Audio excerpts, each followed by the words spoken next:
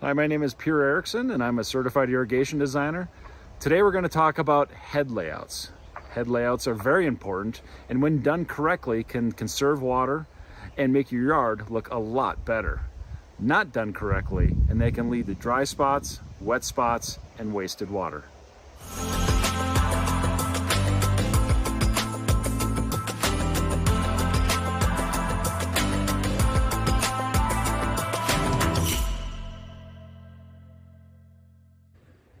So let's say you have a yard like this one.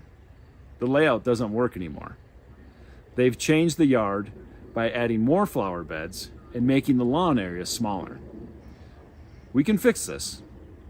We can fix this two different ways, by either moving heads or changing heads completely, or actually doing a combination of the two. I'll show you how I make my decisions and how you can make the right decisions too. So once we determined we were going to make some changes in this backyard, I did a quick drawing. And you can see on the drawing that we have the three separate valves controlling three separate zones. We have the zone here along the deck, we have the zone out in the middle, and we have the zone towards that flower bed that's next to the fence. The first step we're going to do is turn on the irrigation and flag the existing sprinkler heads in three separate colors.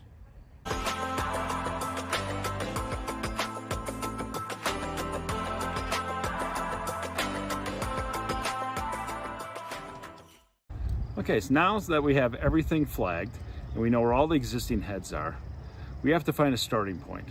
And this head right here is pretty close to where I would want to have it anyway.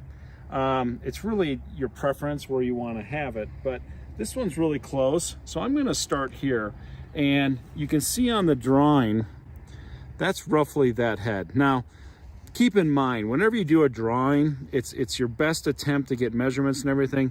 The field is often slightly different than what the drawing is, and that's to be expected. So this is where layout becomes so critical, because if you were to just go off of this drawing and not make any field adjustments based on actual field conditions, it can lead you to more problems. So that's why we're doing this. So this head is in a good location. We're gonna assume that that head is going to stay there, and based on the drawing we're going to have three heads on here, and these are Rainbird Arvan nozzles. They're 18s, but looks like we're probably going to have to neck them down just a little bit. Okay, so I need to know the distance from this head location we're standing at to the proposed head location that's going to be over there. So let's get a measurement for that. Okay, so we measured the distance from this head to this head location, which is from there to over there. It's that yellow grass over there, and it came out to about, yellow grass, about 29 feet. So if we split that in two, that makes us about 14 and a half feet. So I've laid out the tape here. This is going to be on that middle zone here, which is the red flags, and it's about 14 and a half feet. So let's put in our flag, 1, 2, 3, 4, 5, 6, right at 14 and a half feet. And that's where our head location is going to be. Now, if you remember right, and this is again why it's so important, is these heads are the 18 nozzles. Some people will say, well, there should be 18-foot spacing. Well, we can neck these down. We can neck them down up to 25%. So getting down to 14 and a half feet is absolutely not a problem. But where it becomes critical is if this head is only going to shoot 14 and a half feet to this head and to this head, it also can only shoot 14 and a half feet to this head. And we absolutely need to have head-to-head coverage on this. So again, from this head to the next head out here needs to be 14 and a half feet, not 18. Okay, let me measure that out and let's get that flag in. So we just got this head placed, and that head is right there. And as we were talking about before, this head can only shoot about 14 and a half feet because we don't want to get the fence or the deck wet. So that means from this head to this head needs to be 14 and a half feet. Once we got this flag put in, we checked to make sure it was in the middle here, and we got that in the middle, and we made sure that was adequate spacing. Now when we come to this next one, because this one can only shoot about 14.5 feet, the spacing from this head to this head needs to be about 14.5 feet. So we did the same thing. We measured 14.5 feet, we got to here, then we made sure it's in the middle. Now the one thing about this head that makes it different is that we can overshoot that head because we're not worried about hitting wood or any surface over there, and it's the same thing here.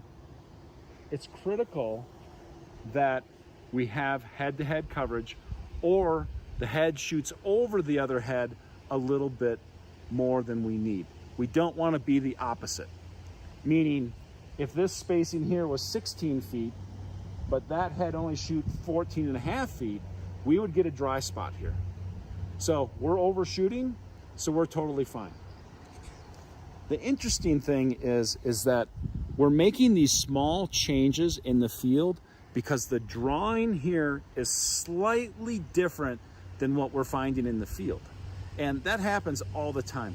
We're not dealing with a lot of time with survey documents. We're dealing with homeowner drawings or drawings that we may come out and do, and they're not going to be exact. So again, head layout is so critical, and you have to go through and do it on your own. You can't just go by the plans, because if you do, you could end up with dry spots or wet spots and wastewater, which is what we're trying absolutely not to do.